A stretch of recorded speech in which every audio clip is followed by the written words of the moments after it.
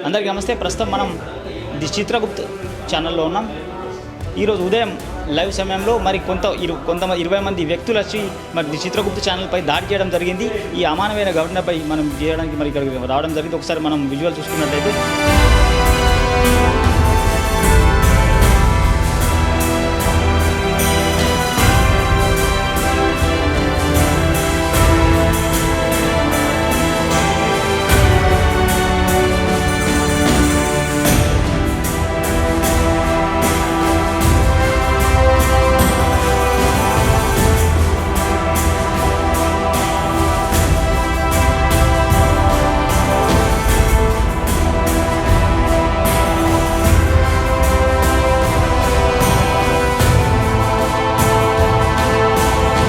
Chitragupt channel ద్వారా ఎంతోమంది చిత్తాలను విప్పినటువంటి చిత్రగుప్త్ వ్యవస్థాపకులు గిరీష్ దారమోని గారి చిత్రగుప్త్ ఛానల్పై 20 మంది వ్యక్తులు వచ్చి దాడి చేయడం జరిగింది. సిస్టమ్లను పగలగొట్టడమే కాకుండా పూర్తిగా దాడి చేసినటువంటి ఘటన మన విజువల్లో చూడొచ్చు. ఒకసారి ముందుగా వెళ్తే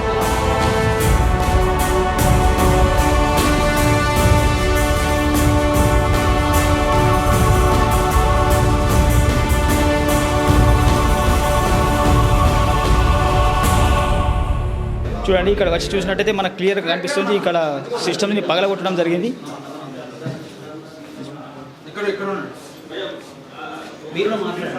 పూర్తిగా ధ్వంసం చేసి పూర్తిగా పగలగొట్టడం జరిగింది. సిపియూలు కానీ సిస్టమ్లను కానీ మ్యాక్స్ సిస్టమ్ అంటున్నారు. ఒక్కొక్క సిస్టమ్ కూడా 1,50,000 పైచిలుగా ఉంటుందని చెప్పి వారు చెప్తున్నారు.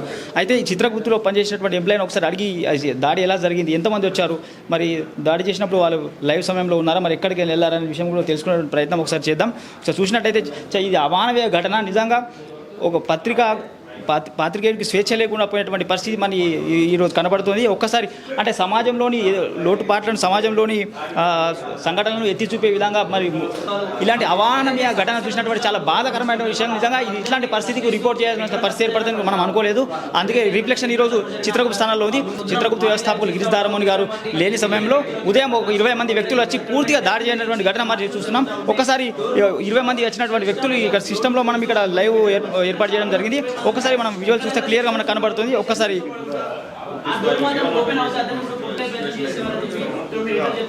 చాలా దారుణమైనటువంటి పరిస్థితి మరి నెలకొన్నటువంటి పరిస్థితి ఏర్పడుతుంది.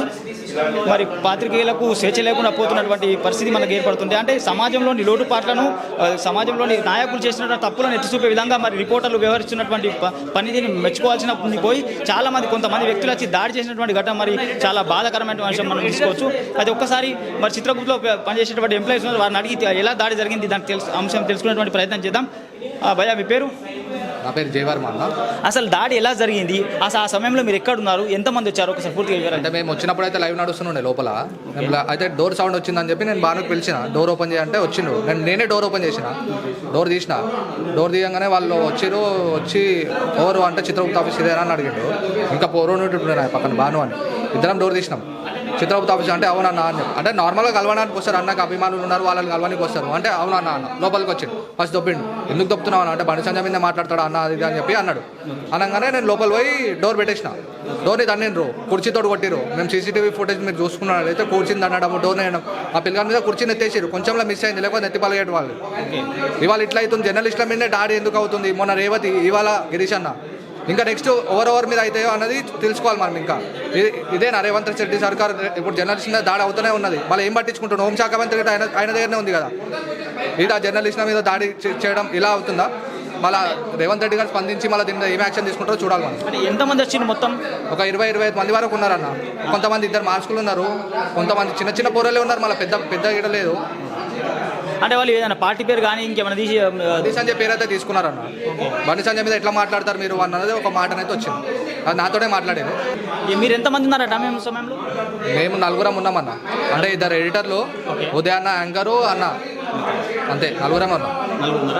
Okay, thank you. చూసినారు కదా మరి చిత్రగుప్తు వ్యవస్థాపకులు గిరీష్ దారమోని గారు సృష్టించినటువంటి సామ్రాజ్యాన్ని పూర్తిగా కూలదోల్చి ఇచ్చినటువంటి పరిస్థితి మనకు చూస్తున్నాం.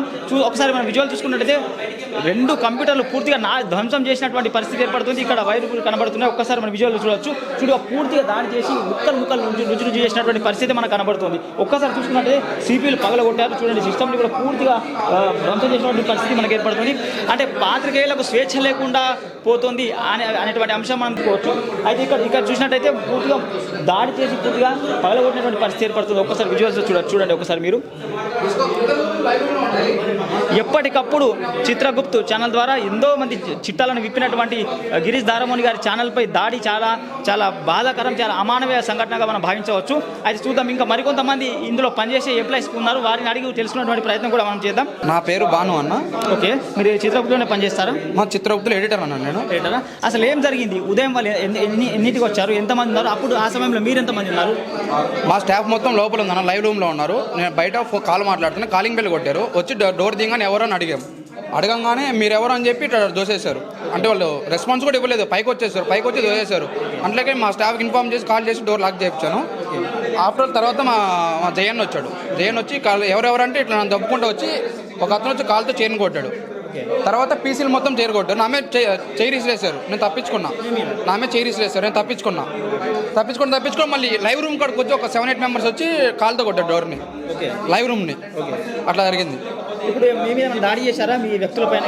దాడి ఏం జరగలేదు. నా మీద చైర్ ఇసిరేసి నేను తప్పించుకున్నా. ఎవరిని ఏం దెబ్బతి కొట్టలేదు. బండి అన్న అన్నారు. ఒక వెనక చేరి మాస్క్ వేసుకున్నాడు ఒక అతను, వెళ్ళక టీషర్ట్ వేసుకున్నాడు. బండి అన్న అంటున్నాడు. అట్లా జరిగింది. సిస్టమ్ ఏమైనా ఎత్తుకెళ్ళారా? సిస్టమ్స్ సిపి ఒకటి ఎత్తుకెళ్ళారు, మానిటర్ ఒకటి ఎత్తుకెళ్ళారు, ప్రింటర్ ఒకటి ఎత్తుకెళ్ళారు. మానిటర్ ఎత్తుకెళ్ళారా? అంటే ఒక సిస్టమ్, ఒక మానిటర్, ఒక సిపి ఎత్తుకెళ్ళినటువంటి దారుణమైనటువంటి పరిస్థితి. సిపిని కానీ మానిటర్ కానీ ఎత్తుకెళ్ళినటువంటి పరిస్థితి మనకు కనబడుతుంది. ఒకసారి మనం చిత్రగుప్తు వ్యవస్థాపకులు గిరీష్ దారమోని గారిని అడిగి అసలు వారి అభిప్రాయం ఏంటి, అసలు ఏం జరిగిందని విషయం తెలుసుకున్నటువంటి ప్రయత్నం మనం ఒకసారి చేద్దాం.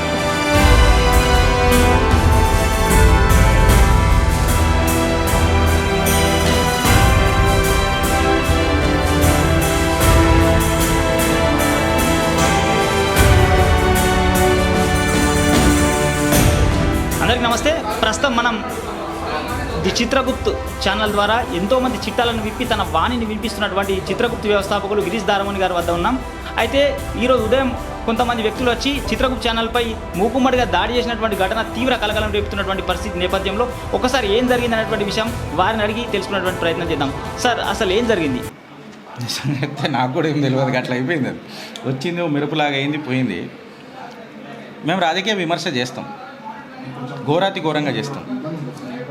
మీ ఫస్ట్ క్వశ్చన్ ఎవరి మీద అన్నానంటే నేనైతే డైరెక్ట్ ఇప్పటిదాకా చెప్పిన బండి సంజయ్ అండ్ ఈజ్ అనుచర బృందం.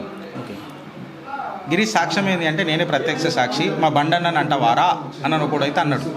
గోలు ఉన్నాడు, గడ్డం ఉన్నది, మెడల్ ఏదో కాషాయ కాండవ వేసుకున్నాడు, తెల్ల షర్ట్ ఉన్నది. కింద ఏం ప్యాంట్ వేసుకున్నాడో, ప్యాంట్ వేసుకుండో నాకు తెలియదు, కింద కనబడలే కాబట్టి చీకట్ల. అప్పటికి నన్ను రూమ్లోకి నూకేసిండ్రు, దర్వాజా పెట్టేసిండ్రు. మా పోరని కూడా వాళ్ళు నూకిర్రు. వాడు రూమ్లోకి వచ్చి గొల్లం పెట్టేసి తీయలే. ఇక తీయలే. ఇది జనరల్గా జరిగిన ఆడ ఇన్సిడెంట్. ఇక మొత్తం ప్రాపర్టీలు దగ్గర ఒక 10 లక్షల రూపాయల డ్యామేజు, సిస్టమ్లు, మా ఆఫీస్లో ఇంకో కామన్ ఆఫీస్ ఉంటుంది, ఆ ఆఫీస్ని మొత్తం ర్యాన్సాక్ చేసిపోయారు. అద్దాలు అంతా మీరు ఆల్రెడీ చూపించారు. ఇది కంప్లీట్గా జరిగిన స్టోరీ. అంటే మీ వ్యక్తులపైన ఏమైనా దాడి చేయడం జరిగిందా? నూకిర్రు వాళ్ళు అప్పటికి జర తెలుసుకున్నారు. ఏమైంది, నువ్వు గిరీష్ అన్న మీదకి మా గిరీష్ మీదకి వస్తున్నావా అని చెప్పే లోపల వాళ్ళు నూకిర్రు. మా వాడు అప్రమత్తమైన నన్ను లోపల నూకేసాడు. అంటే నేను లోపలనే ఉన్నా, బేసికలీ ఏమైందని బయటికి వస్తున్నా. అన్న నువ్వు రాకన్నా అని చెప్పి నూకేసాడు. సో నూకుడు అయితే అయింది. సీసీ కెమెరాలు కరెక్ట్గా చూడాలి. సో ఇప్పుడు నేను దాని మీద ఏం మాట్లాడినా రాజ్యాంగబద్ధంగా ఉండదు. సీసీ నేను కూడా చూడలే. నేనే షాక్లు ఉన్నా. ఇదేంద్రా భాయ్, మా బండన్న నా మీద అటాక్ చేస్తాడా అని నేనే షాక్లు ఉన్నా. బండి చంది మంజాల నా మీద చేస్తారా అని ఉన్నా. సో మళ్ళా రాజ్యాంగబద్ధంగా పనిచేస్తానన్న minister of state for home affairs, law and order కాపాడాల్సిన వ్యక్తులు, ఆయన అనుచరులు నా మీద దాడి చేస్తారని అంటే ఇది రాచరిక పాలన కాదు. రాజీ పడే రాజకీయాలు గిరీష్ గారు చేయడు. సో ఇన్వెస్టిగేషన్లు ఏం వెళ్తుందో చూద్దాం. బండి సంజయ్ మనుషులు, అనుచరులు, లింకులు. ఇప్పుడు నన్ను సస్పెండ్ చేసినప్పుడు ఒక స్క్రీన్ షాట్ వెళ్ళింది. ఎవరితో లింక్ వెళ్ళింది అన్నది మేము తీసినాం కదా. దాని తర్వాత ఏమైందని అన్నది మాకు అందరికీ తెలుసు కదా. సాక్ష్యాలు ముంగట పెట్టి మాట్లాడినాం కదా, చిత్రగుప్తులం కదా. మాతోటి ఇన్ఫర్మేషన్ మేము కూడా డ్రిల్ చేస్తాం కదా. సో లెట్ అస్ వెయిట్, చూద్దాం ఏడదాకా అవుతుందో, ఏం చేస్తారు. సో ఇది నిజంగా చెప్తే కార్యకర్త మీద దాడి అంట, గిరీష్ దారమోని మీద దాడి కాదు, కరడు కట్టిన కాషాయ కార్యకర్తల మీద దాడి అని చెప్తా. సిస్టమ్ని నమ్మాలా, ఇండివిజువల్ని కాదు అని చెప్తా. సిద్ధాంతాన్ని నమ్ముకున్నాను. సో సిద్ధాంత పరంగానే ఉంటా. లా అండ్ ఆర్డర్కి కోఆపరేట్ చేస్తాం. దమ్ముంటే ఆయన లా అండ్ ఆర్డర్కి కోఆపరేట్ చేయము. ఇప్పుడు యాక్షన్ తీసుకుంటాడా చెప్పమా. ఓకే, అట్లా అంటే ఎటువంటి చర్యలు తీసుకోబోతున్నారు సార్ నేను రాజ్యాంగబద్ధంగానే పోతా, చర్యలు నేనేం తీసుకుంటా. చేసేటోళ్ళు పోలీసు వాళ్ళు ఇన్వెస్టిగేషన్, పోలీస్ వ్యవస్థ మీద నాకు నమ్మకం ఉన్నది. ప్రతిసారి కూడా నేను ఇదే మాట చెప్తా. ఈ కోర్టుల మీద కూడా నాకు నమ్మకం ఉన్నది. ప్రతిసారి ఇదే మాట చెప్తా. చూద్దాం. అంటే ఈ దాడికి కారణం ఏమై ఉండొచ్చు సార్? అంటే మీ రాజకీయ విమర్శ తట్టుకోడు మా బండన్న, ఓకే అస్సలు తట్టుకోడు. మా బండన్నకు నాజు గుండె, ఓకే తట్టుకోడు. గుండమ్మక తిన్నావా ఎన్నడన్నా? శిల్క ప్రాణం మీడియాలో ఉంటుంది. మీడియాలో ఏదైనా నెగిటివ్ వచ్చింది అనుకో గిలగిల కొట్టుకుంటాడు మా బండన్న. మళ్ళీ ఆయన అనుచరులకి ఏదో నన్ను అన్నారు ఇట్లా అని చెప్పి జర బాధపడి ఉంటాడు. వాళ్ళు వచ్చి మా మీద దాడి చేసిరని మేము అనుకుంటున్నాం. కానీ ఇప్పటికీ మీరు మా బండి అన్న అంటున్నారు, దానికి సంబంధించి మళ్ళీ ఏం చేయాలి? నెత్తి కొట్టుకొని ఏరా అయితే అని చెప్పాను. నన్ను మా బండనే కదా, నీట ముంచిన కొట్టినా తిట్టినా తాలిబోటు కట్టినా నువ్వు నాకు నచ్చినోడు అని అంటాడు. కాషాయ కండవే వేసుకున్నాం ఇద్దరం. ఇక ఆయనకు సిగ్గు లేకపోతే తెలివి లేకపోతే నాకు ఉంటుంది కదా, నేను అట్లా ఉండా కదా. నేను కార్యపద్ధతిలో పెరిగిన ఉంది కదా, నేను అట్లనే ఉంటా కదా. అట్లా నేను అదే రకంగా ఉంటా. నేను నాలాగానే ఉంటా. అట్లా పాత బస్సులో పుట్టినోని నేను పాత బస్సులో పుట్టినోని. మా బండనకి ఇంత చిన్న చిన్న దానికి బండి సంజయ్ అనుచరులు చిన్న చిన్న దానికి నాకు ఏమైనా భయపడిస్తానంటే మనం భయపడతాం. గట్లా ఇప్పుడు ఎంతవరకు ఆస్తి నష్టం జరిగి ఉండొచ్చు? 10 లక్షల వరకు జరిగింది. 4-5 సిస్టంలు మొత్తం నా సిపియూలు ఎత్తుకపోయారు దొంగలు. గట్లా సోమవారం నా ఆఫీస్కి వచ్చి ఉంటే నేనే వేస్తుండే బిచ్చం. సీసా సమోసా కోసం చేసిర్రు. గట్లా చూశారు కదా. మరి అది గిరీష్ దారమోని గారు ఇప్పటికి కూడా మా బండి అన్న అనేటువంటి వ్యాఖ్య చేయడం జరిగింది. దీన్ని మనం పరిగణలోకి తీసుకోవాలి. ఎందుకోసం అంటే పూర్తిగా ధ్వంసం చేసి ఆస్తి నష్టం పూర్తిగా 10 లక్షల వరకు ఆస్తి నష్టం జరిగినటువంటి పరిస్థితి మనం చూస్తున్నాం. చూడండి, పూర్తిగా ఎక్కడికక్కడ పూర్తిగా ధ్వంసమైనటువంటి దాఖలాలు మనకు కనబడుతున్నాయి. సిస్టంలో పగలగొట్టారు, సిస్టంలో ఎత్తికెళ్లారు, వ్యక్తులపై దాడి చేశారు. మరి దీనికి సంబంధించి వరకు మరి ఎటువంటి చర్యలు తీసుకోబోతారనే విషయం కూడా మనం తెలుసుకున్నటువంటి గిరీష్ దారమోని చెప్పడం జరిగింది. వారైతే సుముఖంగా ఉన్నారు. ఖచ్చితంగా రాజకీయబద్ధంగానే వెళ్తాను అనేటువంటి వ్యాఖ్య కూడా చేయడం జరిగింది. ఇప్పటికి కూడా మా బండన్న ఆయన రాజకీయ విమర్శ తట్టుకోలేడు అనే వ్యాఖ్య కూడా వారు చేయడం జరిగింది. మరి చూద్దాం ఏం జరుగుతుంది అనేటువంటి విషయం. మళ్ళీ కొన్ని విషయాలు తెలుసుకునేటువంటి ప్రయత్నం చేద్దాం.